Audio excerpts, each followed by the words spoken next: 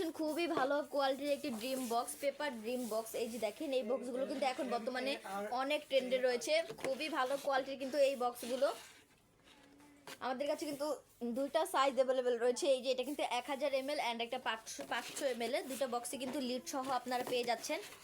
বক্সগুলো কিন্তু খুবই ভালো কোয়ালিটি। যে লিডটা দেখেন কত সুন্দরভাবে কাজ করা রয়েছে। পেপার বক্স, এগুলো কিন্তু হার্ড পেপার বক্স। এই যে